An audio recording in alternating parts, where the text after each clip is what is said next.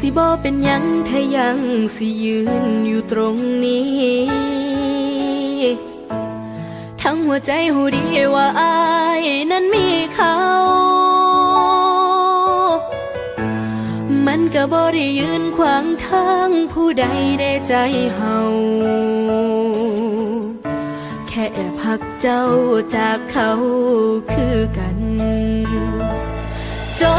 บสอบอายมาตั้งโดนก่อนที่เขาคนนั้นสิเข้ามาแต่บอกเคยมีค่าจากสายตาอายเลยจะถือจากสิเหตุจึงได้แค่เพียงเศษใจเหลือๆคันได้รับจากอายจะถือคงสิหูสึกดีสิบ่หนีไปใส่ดอกว่าก็ยังสิคงสิท่าแต่ตัวอายถึงว่ามันสิโดนปานใดขอเป็นตัวเลือกสุดท้ายให้อายอยู่ตรงนี้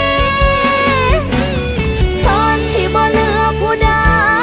ให้คิดว่ายังมีฉันคนนี้ที่ยังหักอายทุกนาทีบ่มีเปลี่ยนแปลง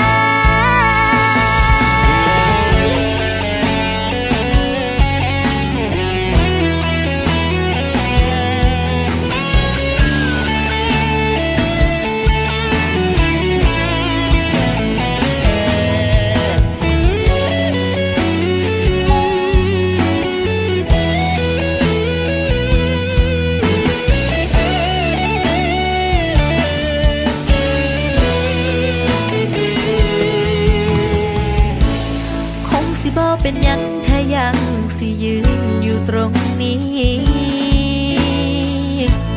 ทั้งหัวใจหูดีว่าอายมีแต่เขา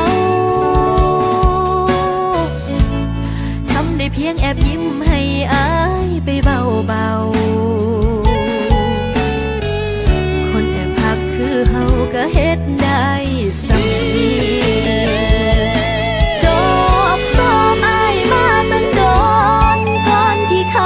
คนนั้นสิเข้ามาแต่บอกเคยมีค่าจากสายตาอายเลยจะถือจากสิเหตุจึงได้แค่เพียงเศษใจเหลือๆคันได้รับจากอายจะถือคงสิหูสึกดีสิบ่หนีไปใส่ดอกว่าคงสิท่าแต่ตัวอายถึงว่ามันสิโดนปานใดขอเป็นตัวเลือกสุดท้ายให้อายอยู่ตรงนี้ตอนที่บ่เหลือผู้ใดให้คิดว่ายังมีฉันคนนี้ที่ยังหักอายทุกนาทีบ่มีเปลี่ยนแปลงที่ยังหักอายทุกนาที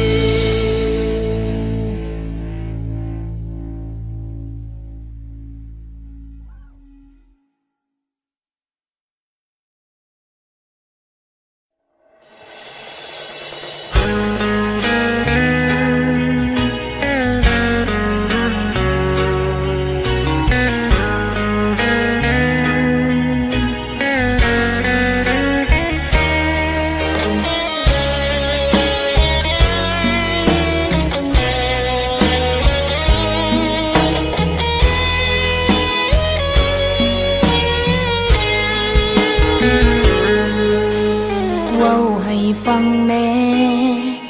น้องมันแพ้หรือฉันน้ำกับการยื้อเอาเวลาให้อายมาเคียงยังเป็นโตจริงหรือเป็น เพียงโตเลี้ยงใจอ้ายอยู่ข้างเตียงของไผเจ็บปวดปางตาอธิบายให้ฟังแน่คันบ่ฮักบ่แค่ก็หยุดทำร้ายบ่อยากใช้แฟนห่วงกับคนของอ้ายเอาใจอ้ายคืนไปถ้ายังโลเลบ่แม่นบุฟเฟ่ให้ไผ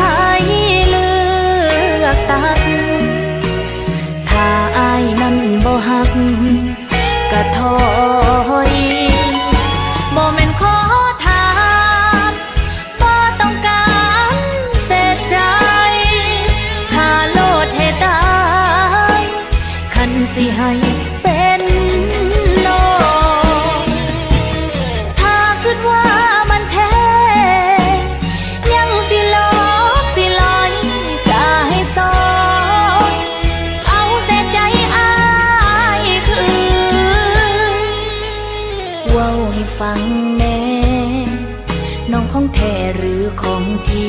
ยมสิได้เจียมหัวใจไว้พอสะอื้นยังฝันไปบอกหรือว่าน้องนั้นตื่นนอนกอดอ้ายเหมือนฟืนมันเผา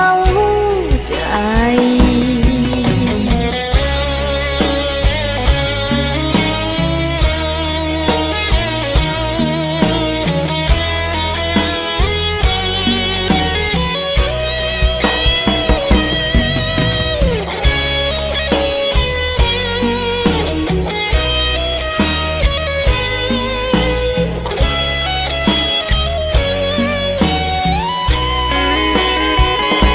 บ่แม่นบุฟเฟ่